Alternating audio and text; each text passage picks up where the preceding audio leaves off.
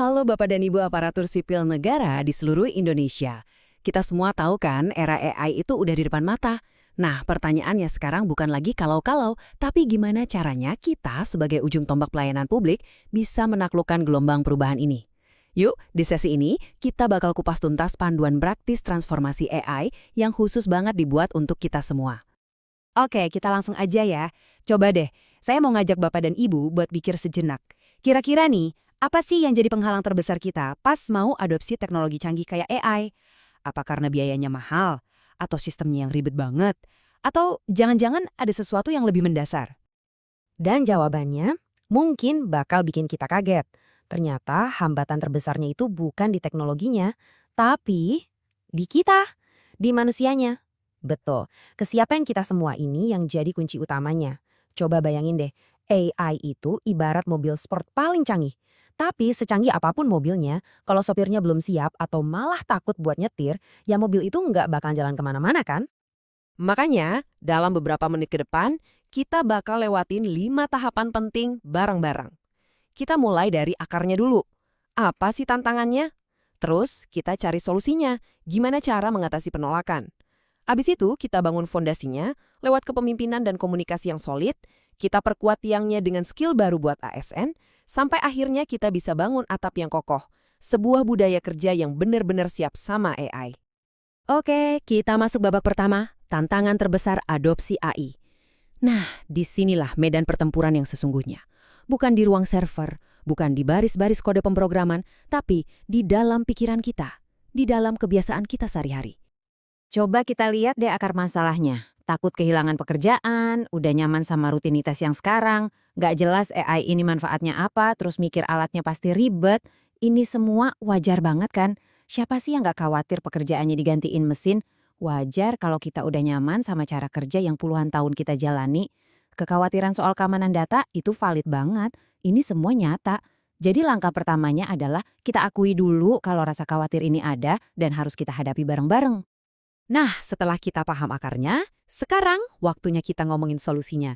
Yuk masuk ke bagian kedua, gimana cara kita mengatasi resistensi ini? Kuncinya satu, kelola transisi ini pakai strategi, bukan pakai paksaan. Peta jalannya itu sebenarnya simple loh, cuma ada 4 langkah kunci. Satu, pemimpinnya harus punya visi yang super jelas. Dua, visi itu harus dikomunikasikan dengan transparan sampai ke semua level. Tiga, nah ini yang nggak bisa ditawar, kita harus investasi ke orang-orangnya, ke SDM-nya. Dan yang terakhir, keempat, semua ini harus dilakukan terus-menerus supaya bisa jadi budaya baru. Sekarang kita gali lebih dalam yuk 2 langkah pertama tadi. Kita sebut ini sebagai fondasi kepemimpinan dan komunikasi. Kenapa sih fondasi? Ya coba bayangin aja, mau bangun gedung setinggi apapun, kalau fondasinya nggak kuat, pasti ambruk. Sama, tanpa pemimpin yang mengarahkan dan komunikasi yang menyatukan, sehebat apapun teknologinya, bangunan transformasi ini pasti bakal goyah. Jadi, apa sih tugas pemimpin di sini? Wah, ini lebih dari sekedar kasih perintah. Pemimpin itu harus jadi championnya, jadi orang nomor satu yang paling semangat soal visi AI. Mereka harus jadi contoh, nunjukin sikap positif, dan yang paling penting, mereka harus mastiin kita punya amunisi yang cukup, sumber daya yang cukup buat ngejalanin perubahan ini. Nah, soal komunikasi, coba lihat deh perbedaannya. Jomplang banget kan? Di kiri itu pendekatan yang gagal, komunikasi satu arah, kayak dosen ngasih kuliah, top down. Fokusnya cuma ke fitur-fitur teknis, jarang ngasih update. Hasilnya, ya orang bosen, cuek.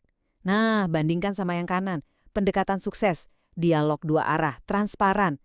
Fokusnya bukan apa itu AI, tapi kenapa ini penting buat kita, dan apa untungnya buat pelayanan publik. Inilah komunikasi yang ngena. Kutipan ini, wah, kena banget.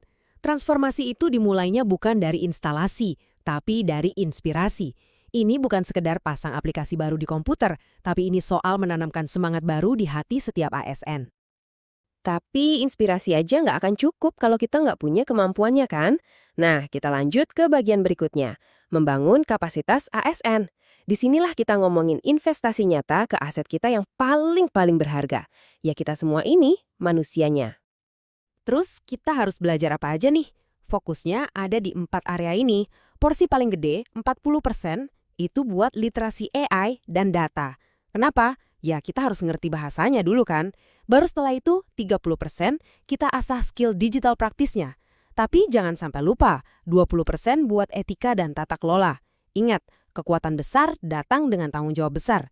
Dan sisanya, 10%, kita juga perlu belajar cara mengelola perubahan itu sendiri. Dan semua ini nggak bisa simsalabim jadi dalam semalam. Perlu ada peta jalan yang jelas. Kayak yang kita lihat sekarang. Mulainya dari mana? Dari bangun kesadaran dulu di kuartal pertama. Lanjut ke pelatihan dasar di kuartal kedua. Terus, di kuartal ketiga, kita coba implementasi di proyek-proyek percontohan kecil. Sampai akhirnya, di kuartal keempat, kita bisa punya para spesialis AI di lingkungan kerja kita. Semuanya terstruktur, terukur, dan gak berhenti di tengah jalan. Dan semua langkah yang udah kita bahas tadi, itu semua akan membawa kita ke puncak perjalanan ini. Bagian kelima, tujuan akhir kita, menciptakan budaya siap AI. Sebuah ekosistem kerja di mana inovasi itu bukan lagi hal aneh, tapi udah jadi DNA kita sehari-hari. Kayak gimana sih budaya siap AI itu? Coba bayangin deh, sebuah kantor di mana setiap keputusan itu diambil berdasarkan data, bukan lagi berdasarkan perasaan atau katanya. Di mana kerja bareng antar dinas itu udah biasa banget, gak ada lagi namanya ego sektoral. Kita jadi berani buat nyoba hal baru, gak takut gagal, karena setiap kesalahan itu adalah pelajaran. Dan yang terpenting, muara dari semua ini cuma satu, pelayanan publik yang makin cepat, makin baik, makin luar biasa. Jadi Bapak dan Ibu, inilah inti dari semua obrolan kita. Setelah kita ngomongin strategi, teknologi, dan lain-lain, kita kembali ke dasarnya. Bahwa transformasi AI ini pada akhirnya adalah tentang transformasi manusia. Ini tentang bagaimana kita sebagai individu dan sebagai satu kesatuan Kors ASN bisa tumbuh, bisa beradaptasi, dan jadi pelayan masyarakat yang jauh lebih baik. Sebagai penutup, saya mau ngajak kita semua merenung.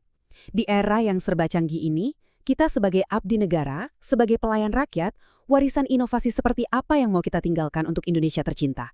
Jawabannya ada di tangan kita masing-masing. Terima kasih.